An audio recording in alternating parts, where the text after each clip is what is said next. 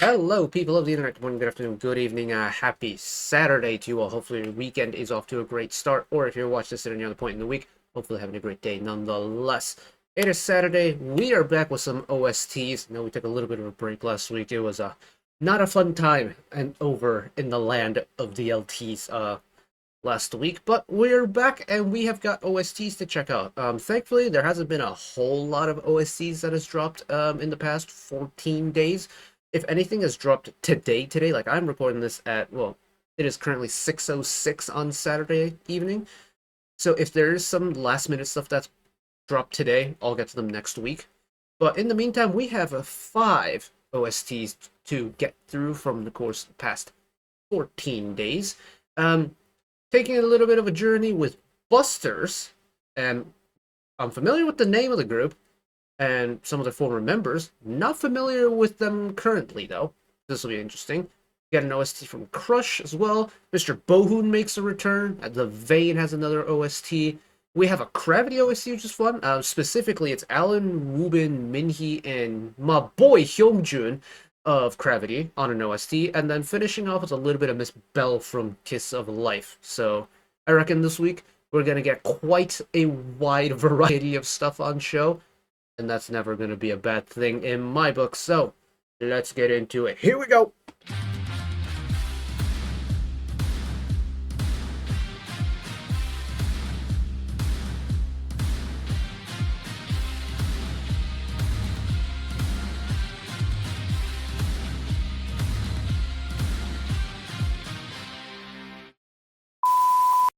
Rightio! And let's start sharpish, so I don't keep you all for too long on your weekends. We're starting with Busters.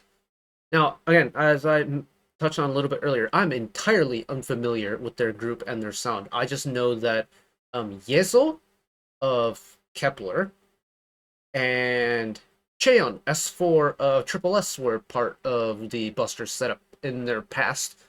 But apart from that, I'm entirely clueless as to who's involved, what type of music they do, so this is going to be a lot of fun for me. It's a learning experience.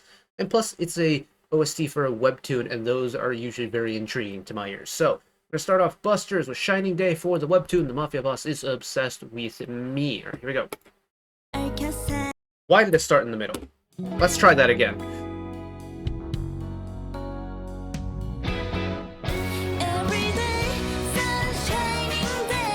Oh, it's quite bright, isn't it? It's quite punchy. Hello. Hello, brass section.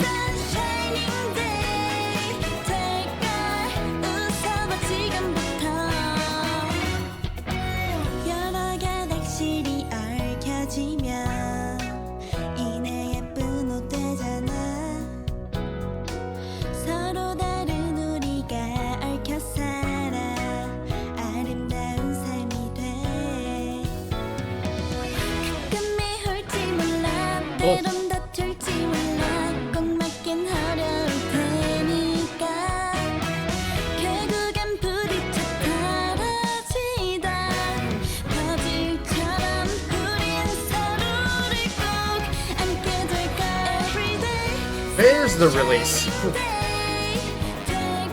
It is unashamedly bright, isn't it? And I love a good brass section in a song. I'm never going to complain about a good brass section.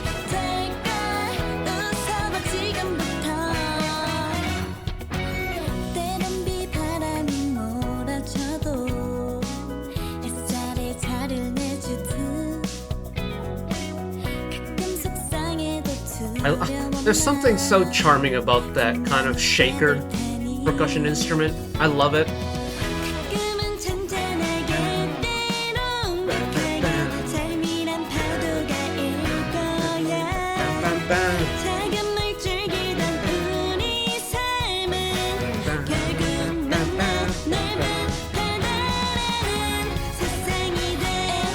There's the release. That's cool that the end of that pre-chorus goes that extra measure, and it's not like a once and done thing, they do it both times.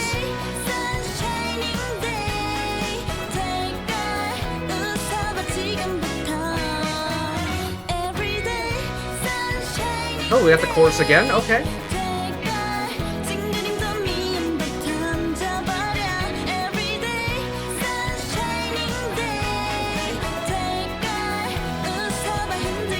Is anybody else getting like video game vibes from this? Oh, big guitar chord. Oh, and that's oh, it got really tasty at the end there. Hold on a second. Oh, okay. Cool. Nice. Yeah. It gives off JRPG vibes a little bit. Or I don't know why it got me thinking of this. It sounds like something that you would hear on like a level completion screen on a Wii-based platformer. That's such a specific sound, but you know how video games like Wii Sports had that very distinct Wii Sports sound to them? It feels like stylistically Shining Day wouldn't feel out of place on a Wii exclusive video game for me. I don't know. It just works. It's very unashamedly bright. The rhythm's really cool. It's pretty punchy as well, and it kind of does what it needs to. Like, you get your big moments, you get all the tasty brass, and I love a good tasty brass section, but it doesn't shy away from it. It's unashamedly just, boom, we are going to go loud, we are going to give you the brass, we are going to give you the vocals. And that extra little measure in the pre-chorus is so cool, because it's like, okay, drop, no, hold on, and then by the time I realize the chorus is here, I'm like physically leaning into that drop. That's really neat. I'm gonna look up actually who's in Busters real quick right now, like how many members they have. So give me 2 seconds. Okay, so it looks like they have quite a colored history in terms of they have like a previous era with Busters beta, but they have 5 members right now. Okay, cool. I feel like I've seen their name pop up on my kind of Nugu social media feeds and stuff, but I've never tapped in with a release from them. Interesting. I may have to look into them because they've got that kind of unashamedly cutesy music that I kind of, it's like one of the guilty pleasure type of K-pop songs that I enjoy listening to. So I may have to look into them a little bit in my free time, but neat. But we have to continue. We are back with the show. Come travel with me, Mom? Question mark. Very important. With Crush and the song titled Trip. Last time we were on with the show, I believe it was with Miss BB. So I still don't know what the premise of the show is. I never looked into it, but as my windows are whistling at me for some reason, I guess the wind's changed directions. I forget what BB's song went like, but I feel like I remember it being a little bit like wholesome, a little bit more kind of emotionally raw and open. I wonder if we're gonna get the same, because BB. Admittedly, I don't know a lot about BB's music, but I have a little bit of like a kind of characteristic of her tone and her music that I've kind of acquired. And with Crush, it's even less so of a thing. But I kind of know what type of genre Crush makes musically, so I'm curious to see if we're gonna kind of stray from my preconceptions again, like with BB's last week or 2 weeks ago. Let's find out. As I go close, open that window, close that window, decide which one.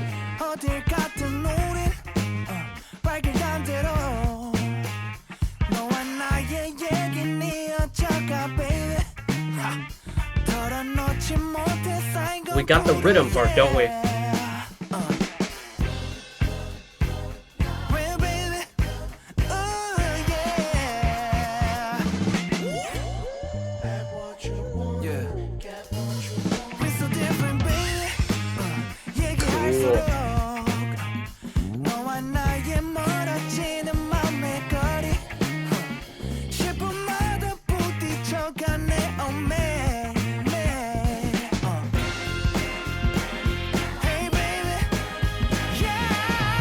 This is a pretty big song, isn't it? Like, it's really out there, and it's big. It's not shying away from getting all the sound out there.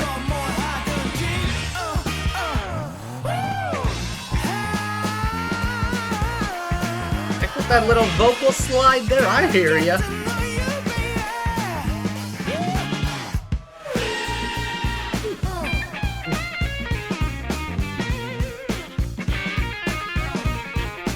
Hello, guitar solo.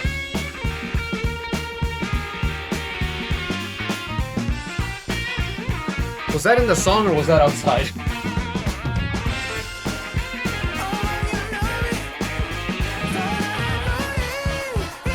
Wow, that is like a bona fide... That's like the type of solo that you get in a proper jazz number.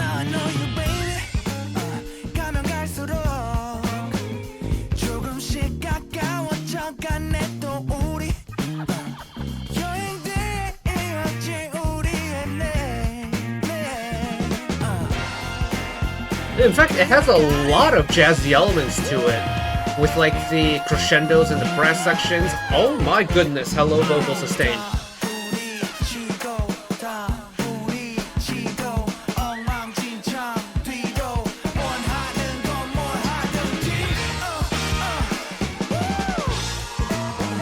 It really is kind of taking so many elements from just like classic big brass band jazz music. Hell yeah.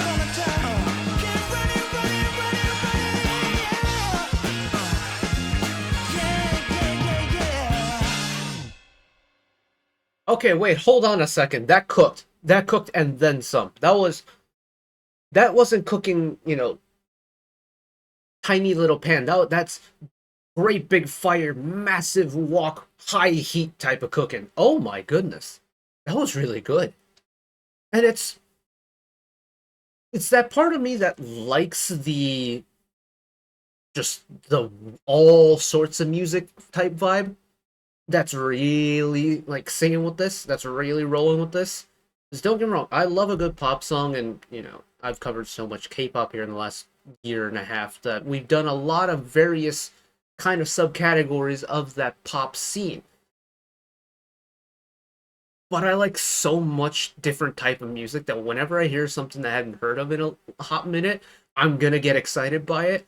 And the fact that we just went some very tasteful big band meets jazz type vibe throughout that. You don't get a lot of fast jazz music out of Korea, at least out of the music that I've been able to like listen to through the course of the last year and a half doing this kind of as a way too dedicated hobby. I've rarely come across a big jazz number. You know, slow jazz and stuff will come across, especially on OST Saturdays like we're doing this week. But big jazz like this, that's rare. But it sounds so good. And then Crush was really feeling it vocally. Like he had this kind of relaxed looseness to it where he was sliding into notes and he was letting the notes fly, and it just makes the listening experience so much fun. That surprised me. That genuinely surprised me. Oh my goodness. That's the Mr. Bohoon, Mr. Che Bohoon of the VANE, or I guess known as the VANE now. But the song she's back for Miss Night and Day. Looks like new show, new OST. We get Mr. Bohoon. Now, those of you unfamiliar with Mr. Bohoon and the VANE, well, his vocal color is quite something. I'll say that much. Let's get into it.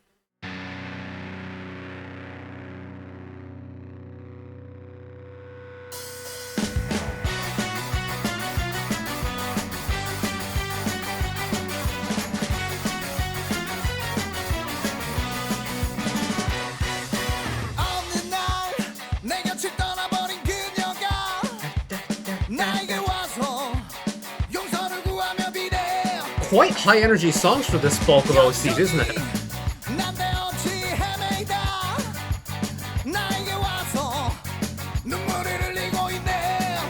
Oh, we are getting gritty Bohoon so early.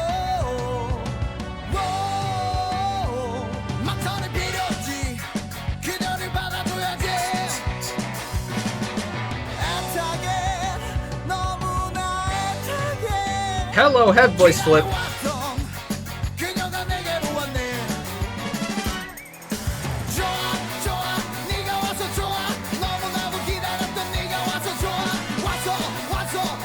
Is this giving anybody else We Are Number One vibes? With that kind of up and down rhythmic emotion, but also this really fast brass bass beat?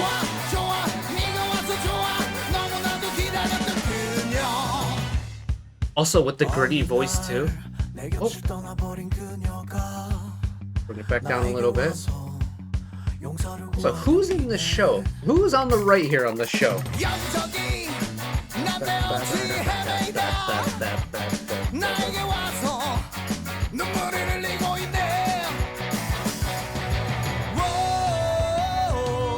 It is Eunji! Like, she looks a lot like Eunji of 8-Pink because it is! Honestly, I couldn't tell if that was Yuri or Eunji, like Choyuri or Eunji. I guess it goes to show how similar I find them to be, but...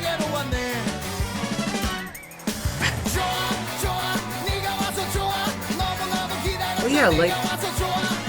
It just has the energy of We Are Number One, and it's really cool. It's very fast.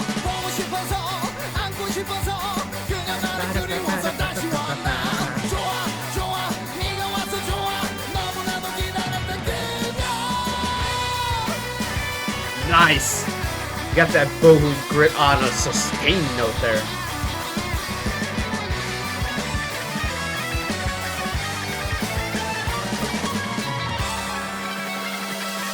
Walk it down. Walk it back up, electric guitar.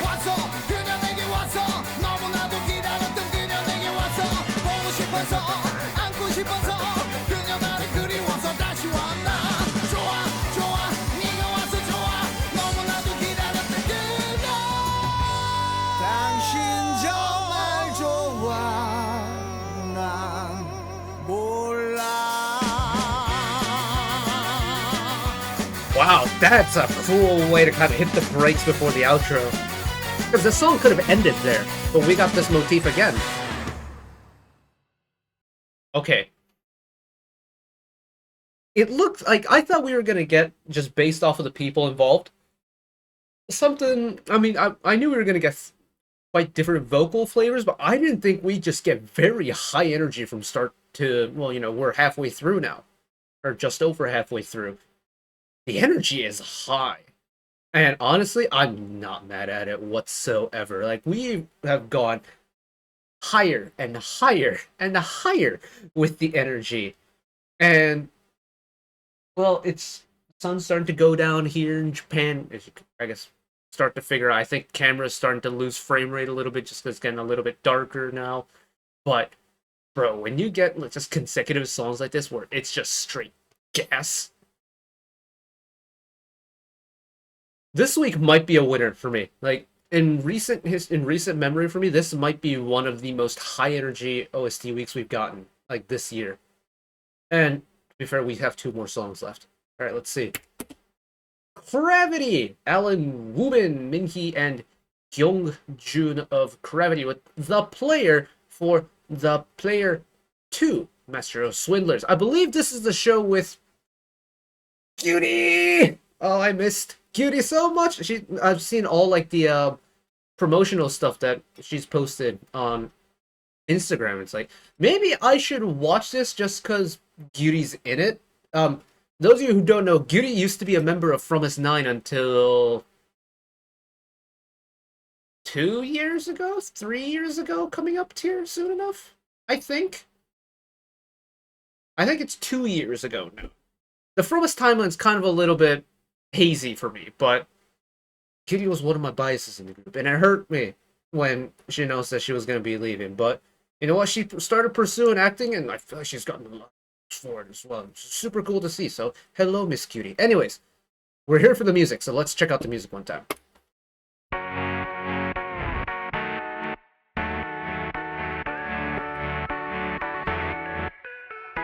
Chiptune.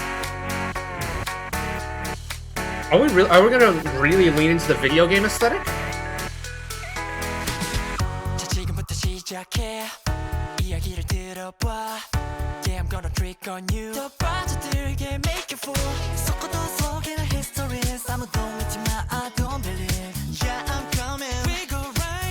Oh, I like the kind of... What is that? How did it mix that guitar? But that's really cool. But we're still retaining the video gamey synths.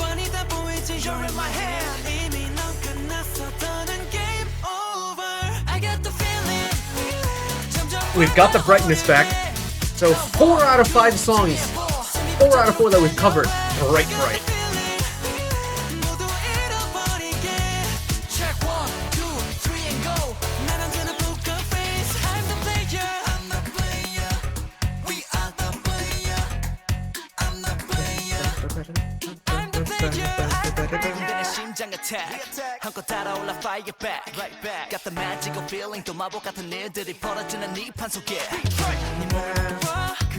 That's really cool how they're blending the two instrumental types, because they kind of aren't.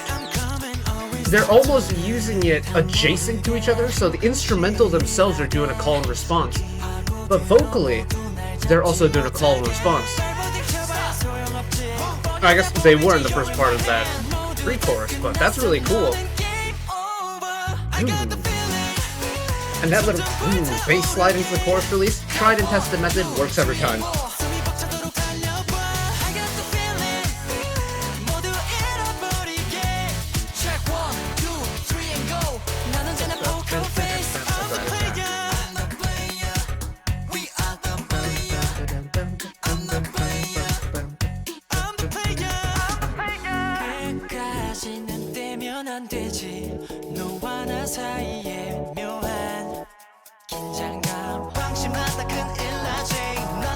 Yeah, that's such a unique way of mixing, because they're not trying to find a middle ground and blend two very different instrumental sections. They're purposely keeping them separated. Like that video gamey synth, they're not trying to change that in any way. That electric guitar, they're not trying to change that in any way. They're leaving them independent.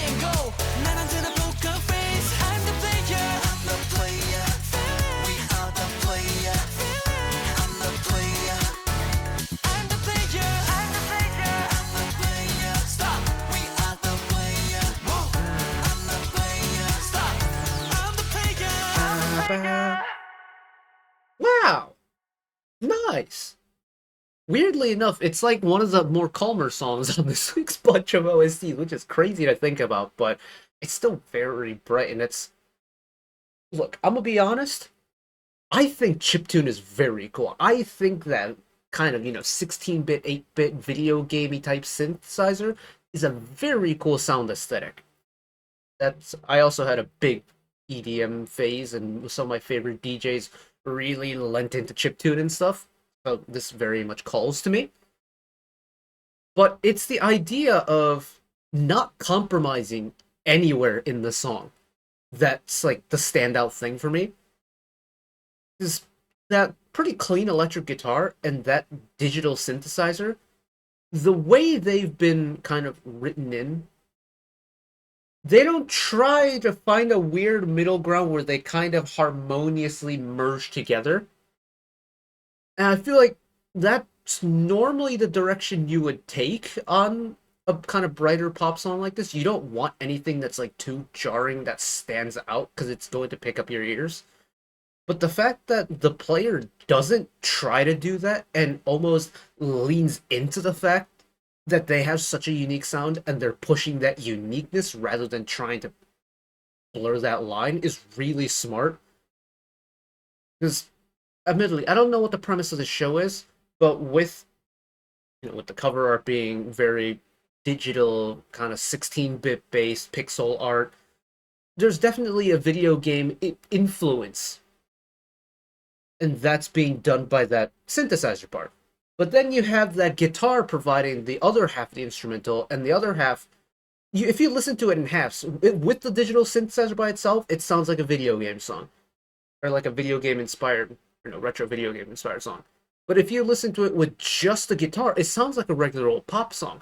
But you combine the two together and you get this really interesting fusion that feels like it shouldn't work, but it does. It's like food analogy coming up: caviar and white chocolate. Oh, who is the like scientific-y chef-y Michelin star chef? Oh no, I've forgotten his name now. Heston Blumenthal. He comes up with these outrageous, just bonkers sounding food combinations. Admittedly, very expensive food combinations that work.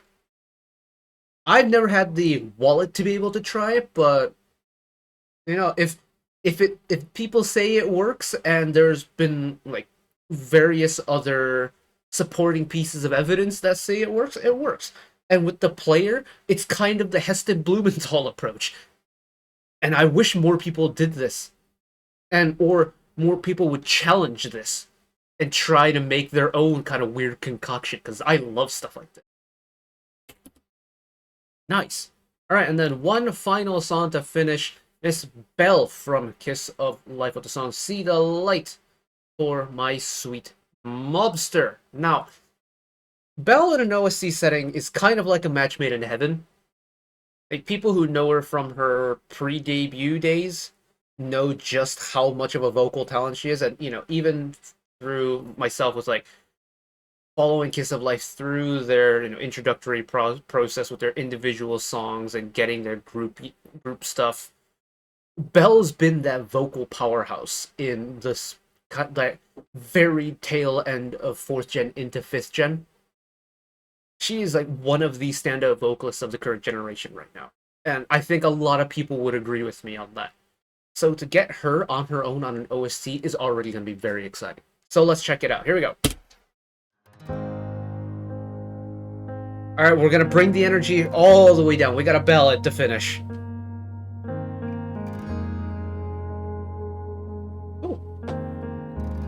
Only a little bit of an important email. I'll get around to it after this. Don't need captions either. 따뜻해진 바람이 지친 하루를 달래줘 불안한 내 마음을 비추고 다 꾸미길 난 원하네. Oh, the guitar wheels are so pretty. It sets the scene so well.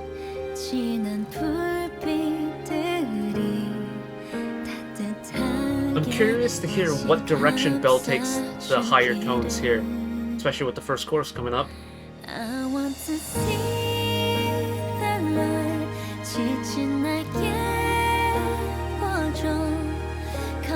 That's so cool.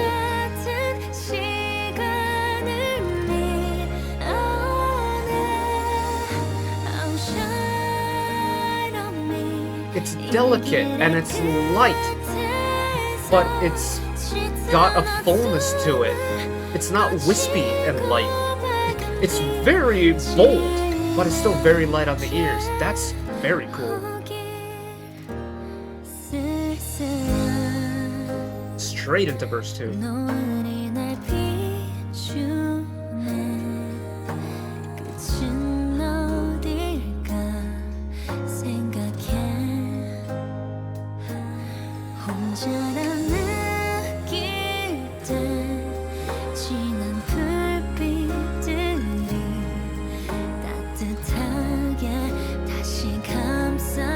I wonder if we're gonna get like really high Belle vocals at all here.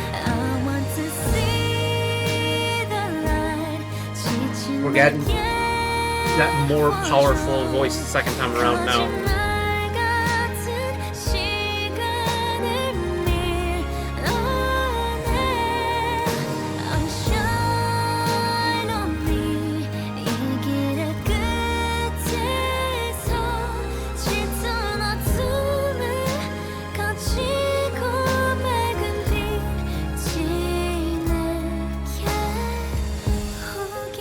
I don't know why I'm playing the cello. I played violin growing up.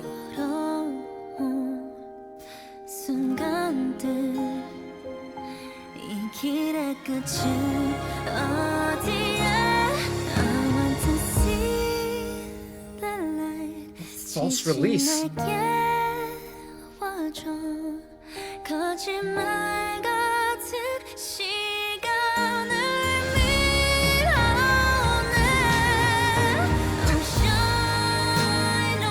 I want to hear it go up, up. Keep going, Belle.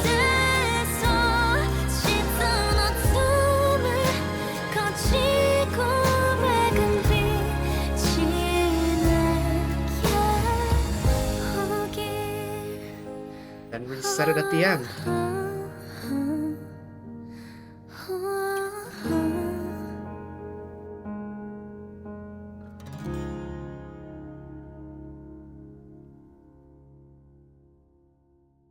You know what? Belle? Ballad? Yeah, this is probably about what I would have expected. It's Belle's vocal ability is kind of terrifying because, admittedly, look, I'm not a vocal instructor. I'm not a vocal teacher. I was never a vocal student. I did choir for a couple years in like middle school when it was part of my K curriculum, but apart from that, I don't have formal vocal training. But the way my ears pick up on Belle's vocals on a song like "See the Light," where the approach isn't meant to be in your face, big, bold, and brash, right? It's meant to be very delicate, very soft, very smooth.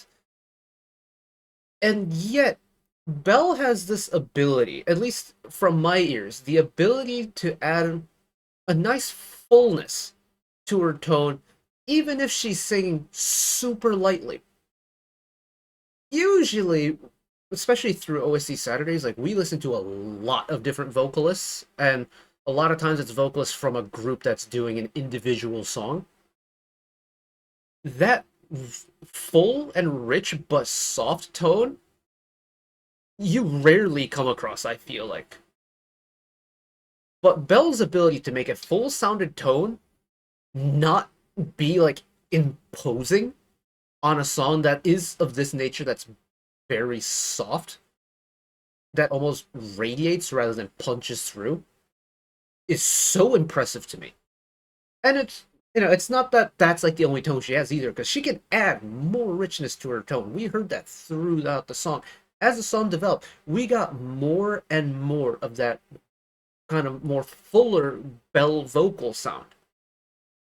So much so that whenever she got up to kind of like her higher tone in that final chorus, she started using some of that thinner higher voice instead of that big, like belted chest note to like mellow it out a little bit. That's so impressive to me. She's so impressive vocally. Oh my goodness. Look, we went 4 for 5 on high energy songs, but we went 5 for 5 when it comes to musical quality. Oh my goodness. Genuinely. I know, ooh, frame rate is really dying, isn't it? But genuinely, this might have been one of my favorite OST Saturdays of the year so far. And that changes whenever we come across a new week that I just really latch onto. But the fact is, you know, this entire week, kind of across the board, just has surprise after surprise after surprise for me, right? Like Buster's, I didn't know anything about, so that was already going to naturally be a surprise. Crush's song absolutely came out of nowhere genre-wise, was so much fun to listen to. The VANE, kind of a similar vibe. It's a sound that's reminiscent of something that I don't think I've really ever come across from like the K-pop side of things. And he's technically a K-band vocalist if you really deep it. Really cool. The CRAVITY guys bring in, I think the video game aesthetic is always very interesting, and not many groups will do it just because it's a very specific sound, and you need a very specific concept to be able to pull it off. But doing it in an OST setting, you kind of have the creative freedom to do that on like a one-off release. And then, I mean, Belle's shouldn't have been a surprise, but it was a very happy surprise anyways. And yeah, terrific week of OSTs. Thoroughly enjoyed it. But that is going to be it for me for this week's edition of OST Saturday. Thank you all for listening along with me. Hopefully you enjoyed it as much as I did. One last request from me today: let us work together as a community to bring a little bit of extra happiness back into the world, whether it be checking with your friends and family, holding the door open for somebody, or even picking up a piece of trash off the street. Just one small act of kindness to maybe brighten up someone else's day to day. And know that wherever you are in the world, should you ever be going through a tough time in your life, for whatever reason it may be, even though I'm just some guy on the internet who waffles about music in his free time, know that I will always be a friend, ally, and a shoulder to lean on whenever you need me. So take care of yourselves, take care of each other, spread the love, and I will see you next time. Bye bye.